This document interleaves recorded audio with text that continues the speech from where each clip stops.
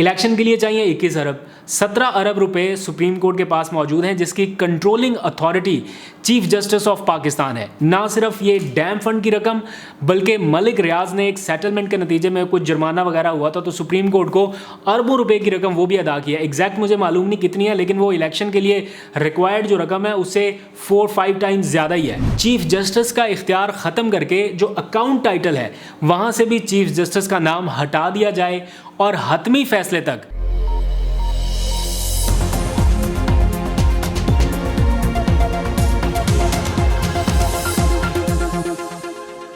बिस्मिल्लाहिर्रहमानिर्रहीम। अस्सलाम वालेकुम। पाकिस्तान और दुनिया भर में देखने और सुनने वालों को अब्दुल कादिर का सलाम। पाकिस्तान में आइन और कानून की हुक्मरानी को मुंह चिढ़ाता हुआ एक और दिन इख्तिताम पजीर हुआ है और इम्कानात के ऐन मुताबिक पंजाब में इलेक्शन के लिए फ़ंड्स फराहमी के जो सुप्रीम कोर्ट के अहकाम थे उन पर अमल दरामद नहीं हो सका। सियासी दिमागों की आइनी दिमागों को हराने की इस वक्त पूरी कोशिश है, लेकिन चीफ जस्टिस के पास अभी बहुत सी पावर्स हैं और बहुत से रास्ते हैं। एक नहीं है, दो नहीं है, 3 रास्ते उनके पास अभी कम अज़ कम बाकी हैं। नाअहली और तौहीन अदालत उनके अलावा है। इसके अलावा भी कुछ ऐसे रास्ते हैं जिससे ये सब डरे हुए हैं और परेशानी में मुब्तला है कि कैसे वहाँ से भी अपना कंट्रोल हासिल किया जा सके। उस पर कुछ ही देर में तफसील आपको बताऊंगा, लेकिन फ़िलहाल जो मामला है वो ऐसे जैसे समीउल्लाह से कलीमुल्लाह और कलीमुल्लाह से फिर अलीमुल्लाह वाला जो सारा सीन है वो हो रहा है। और ये मामला आज पहले कौमी असम्बली की कायमा कमेटी के पास गया, कायमा कमेटी बराए ख़जाना, वहाँ पे गवर्नर जो थे कायम मुकाम उनको बुलाया गया था और फिर तयशुदा एजेंडे के मुताबिक, ये मैं आपको कंफर्म बता रहा हूँ, तयशुदा एजेंडे के मुताबिक एक रस्मी सी कार्रवाई हुई और उसमें डिप्टी गवर्नर स्टेट बैंक जो हैं उनसे एक बयान दिलवाया गया कि रकम तो हम मुख्तस कर सकते हैं चूँकि सुप्रीम कोर्ट का ऑर्डर है, लेकिन इजरा का इख्तियार हमारे पास नहीं है। हालांकि सुप्रीम कोर्ट ने अपने ऑर्डर में ये लिखा था कि हमारे इस ऑर्डर को हर किस्म की अथॉरिटी तसव्वुर किया जाए, लेकिन इसके बावजूद उन्होंने कहा कि हमारे पास इख्तियार नहीं है। फिर प्लान के मुताबिक काबीना का एक खसूसी इजलास बुलाया गया और काबीना ने उसकी मंजूरी दे दी कि फ़ंड्स जारी कर दिए जाएँ।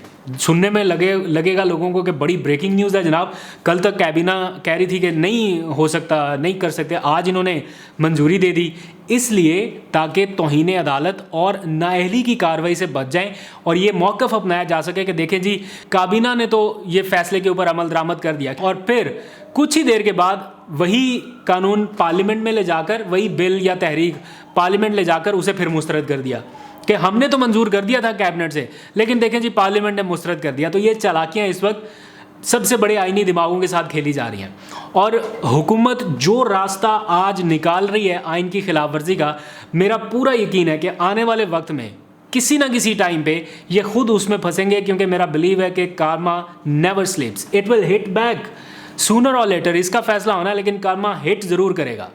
एनीवेज़, अब ईद की छुट्टियां शुरू होने से पहले सिर्फ 4 वर्किंग डेज़ बाकी हैं। देखना है कि अब सुप्रीम कोर्ट की नेक्स्ट मूव क्या होगी और क्या अब तौहीन अदालत की कार्रवाई शुरू होने का वक्त हुआ चाहता है या अभी भी कोई मज़ीद मोहलत दी जा सकती है। मैंने सुप्रीम कोर्ट के कुछ रिपोर्टर से बातचीत की जो इन कार्रवाइयों को बड़े करीब से कवर करते हैं और आज से नहीं बहुत लंबे अरसे से कवर करते आ रहे हैं। उन्होंने चंद चीज़ें बताई हैं और मेरा अपना भी कहीं ना कहीं इत्तेफाक था इन चीज़ों पर, तो मैंने सोचा कि एक एनालिसिस किया जाए इस सारी सूरत हाल का और आपके कई सवालात हैं उनके जवाब ढूंढने की कोशिश किया जाए कि अमूमन ऐसे हालात में किस किस्म की कार्रवाई होती है और अब सुप्रीम कोर्ट के पास कौन कौन से ऑप्शंस बाकी हैं या चीफ जस्टिस के पास कौन सी पावर्स बाकी हैं। तो उनका ये कहना है कि इब्तदाई तौर पर चीफ जस्टिस उन सरकारी अफसरान को तलब कर सकते हैं जिन्हें हुक्म दिया गया था, यानी गवर्नर स्टेट बैंक और सेक्रेटरी ख़जाना वगैरह, और उनसे पूछा जा सकता है कि हमारे हुक्म की कंप्लाइंस क्यों नहीं की गई।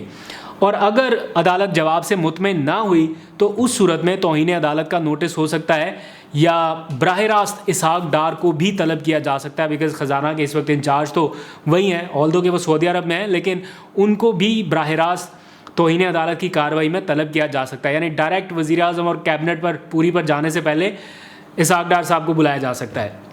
लेकिन इस सारी सूरत हाल के दौरान सुप्रीम कोर्ट के पास एक और बड़ा इख्तियार भी मौजूद है और वो इख्तियार शायद आखिरी हल हो सकता है। 2-3 छोटे छोटे ऑप्शंस हैं उनके पास जो बड़े भी बनाए जा सकते हैं और इसी वजह से ज़्यादा परेशानी है। सुप्रीम कोर्ट के पास हैं डैम फंड्स के तकरीबन 17 अरब रुपए।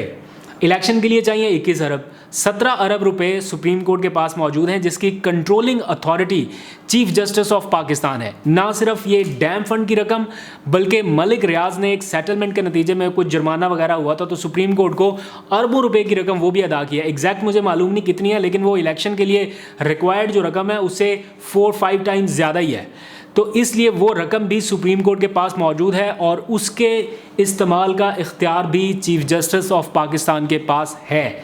एक सोच ये पाई जा रही है कि अगर हुकूमत की ये हटदर्मी बरकरार रहे और ये महाजराई की सिचुएशन वो तर्क ना करे, तो सुप्रीम कोर्ट अपना आइनी इख्तियार इस्तेमाल करते हुए इस रकम को इलेक्शन के लिए मुख्तस कर सकती है। डैम फंड की जो इब्तदाई रकम थी वो 12 अरब रुपए थी जो शुरू में जमा हुई थी। उसके बाद इस रकम को स्टेट बैंक के पास जमा करा दिया गया कि उससे मुनाफा मिलता रहे और ये रकम बढ़ती रहे। तो मुनाफा मिलते मिलते रकम बढ़ते बढ़ते अब 17 अरब रुपए हो चुकी है। अब यहाँ से बात आपने बड़ी गौर से सुनी है, क्योंकि बड़ी दिलचस्प सूरत हाल है। मैं इसलिए कह रहा हूँ ये जो मामला इस वक्त मैं आपसे डिस्कस कर रहा हूँ, इसके पीछे एक रीज़न है डिस्कस करने की, क्योंकि 2 वजूहात हैं। हुकूमत ने इस सारी सूरत हाल का अंदाज़ा लगाते हुए कि कहीं ये एक्सट्रीम सिचुएशन ना अडॉप्ट कर ली जाए सुप्रीम कोर्ट की तरफ से, उन्होंने कौमी असम्बली में परसों एक करारदाद मंजूर कराई है कि डैम फंड की जो रकम है वो कौमी ख़जाने में जमा करा दी जाए। यानी इस वक्त जो कंट्रोल उसके पास सुप्रीम कोर्ट के पास है, उसकी बजाय कौमी ख़जाने में वो रकम जमा करा दी जाए और कंट्रोल आ जाए हुकूमत के पास। करारदाद में ये मौक़िफ़ भी अपनाया गया है कि डैम तो चूँकि अभी तक बना नहीं है, इसलिए ये सारी रकम हुकूमत के कंट्रोल में लाके इसे सैलाब ज़दगान की बहाली के लिए या उनकी जो रिहेबिलिटेशन है उसके लिए इस्तेमाल किया जाए। इस करारदाद की टाइमिंग बता रही है कि हुकूमत को खदशा है कि चीफ जस्टिस कहीं यह रकम इस्तेमाल करने का हुक्म ना जारी कर दें। अच्छा, मामला भी यहाँ पे रुका नहीं है, मैं इसीलिए कह रहा हूँ तो ज़रा गौर से समझिएगा कि क्या पसे पर्दा हो रहा है। ये तो होगी कौमी असम्बली में जो करारदाद थी, इससे एक कदम और आगे बढ़ा है मामला और डैम फंड पर चीफ जस्टिस का इख्तियार ख़त्म करने के लिए इस्लामाबाद हाई कोर्ट में एक दरख्वास्त भी दायर कर दी गई। एक मुकामी वकील है, उनकी जानिब से ये दरख्वास्त दायर की गई। ऐसे मौक़ों पर वकील भी मिल जाते हैं। तो दरख्वास्त में कहा गया है कि डैम फंड्स पर चीफ जस्टिस का इख्तियार ख़त्म करके जो अकाउंट टाइटल है वहाँ से भी चीफ जस्टिस का नाम हटा दिया जाए और हतमी फ़ैसले तक रजिस्ट्रार सुप्रीम कोर्ट का इख्तियार भी मुअत्तल कर दिया जाए। ये दरख्वास्त की गई है इस्लामाबाद हाई कोर्ट से रिपोर्टेडली। तो अब आप अंदाज़ा लगाएं कि सुप्रीम कोर्ट के चीफ जस्टिस के पास जो इख्तियार है उसको ख़त्म करने के लिए हाई कोर्ट में दरख्वास्तें दायर हो रही हैं कि ये फ़ंड कहीं इस्तेमाल ना हो जाए। खदशा है, ख़तरा है, परेशानी है कि ऐसा कोई ऑर्डर ना आ जाए। अब आप लोग बताएं, आप लोगों की भी ज़रा राय जानना चाहूँगा। मैं कोई कानूनी माहिर नहीं हूँ कि मैं जो आपको बता रहा हूँ एग्जैक्ट ऐसी होगा। ऐसी चीज़ें डिस्कस हो रही हैं, तो आप लोग बताएं कि अगर कोई ऐसी सूरत पैदा होती है तो क्या इस रकम से इलेक्शन कराया जाना चाहिए या नहीं। मुझे अंदाज़ा है कि बहुत सारे लोगों ने यह रकम खालस्तन सिर्फ डैम फंड के लिए ही भेजी है, इलेक्शन के लिए तो नहीं भेजी थी।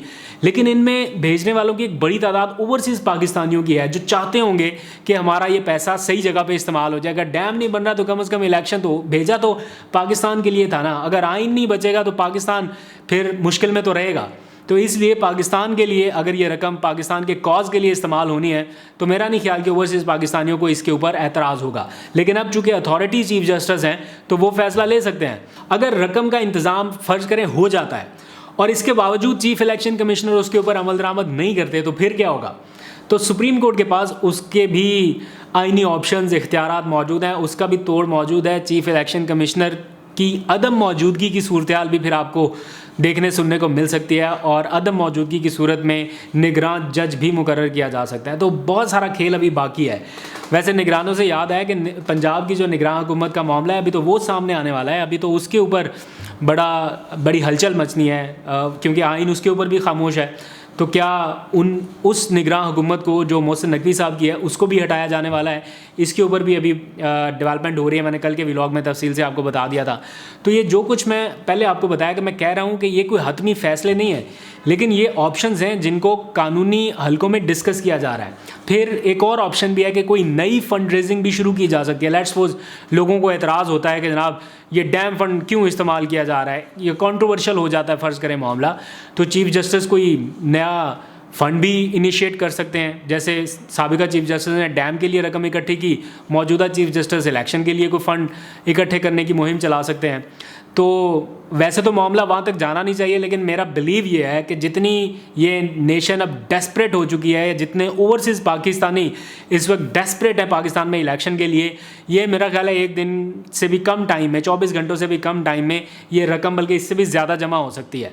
राना सनाउल्लाह साहब का बयान मैं सुन रहा था, उन्होंने कहा कि जितना ज़ोर लगाना है लगा लो, 14 मई को इलेक्शन नहीं होंगे, जो पैसे देगा वो सारी ज़िंदगी रिकवरी भुगतेगा। अगर ये पैसे आवाम ने दे दिए तो फिर आवाम से रिकवरी कौन करेगा? घर घर जाके क्या फिर सबको उठाने लग जाएंगे आप, सबसे रिकवरियाँ करेंगे? और रहा मामला फिर सिक्योरिटी का, तो मेरा ख्याल है कि सिक्योरिटी के लिए पार्लियामान की इजाज़त की ज़रूरत कोई आइनी शर्त नहीं होगी। फिर ये सारी हुकूमत पार्लियामेंट के पीछे शायद ना छुप सके और सुप्रीम कोर्ट कोई मुनासिब हुक्म जारी कर सकती है। और मेरा ज़ाती ख्याल ये है कि मुतलका इदारे भी इतना खुलकर हुकूमत को सपोर्ट नहीं करेंगे कि फिर अदालत की जानिब से हुक्म दिया जाए कि सिक्योरिटी फराहम करें और वो सीधा सीधा इनकार कर दें। तो सबको पता है कि असल मसला पैसों का नहीं है, असल मसला ये है कि नवाज़ शरीफ साहब को किसी तरह से वापस गेम में इन किया जाए और इमरान खान को नाअहल करके आउट किया जाए। तो इमरान खान को नाअहल कराने के चक्कर में कहीं ये सारे तो नहीं नाअहल होने वाले, सुप्रीम कोर्ट की तलवार तो लटक रही है, सारे कहीं इसकी जद में ना आ जाए।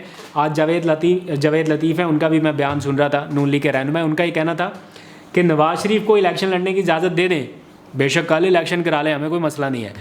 तो ये कैसी ब्लैकमेलिंग है? मतलब एक शख्स की खातिर आप पूरे कानून का मजाक बना रहे हैं, एक शख्स के लिए कानून बन रहा है, एक शख्स के लिए आइन टूट रहा है।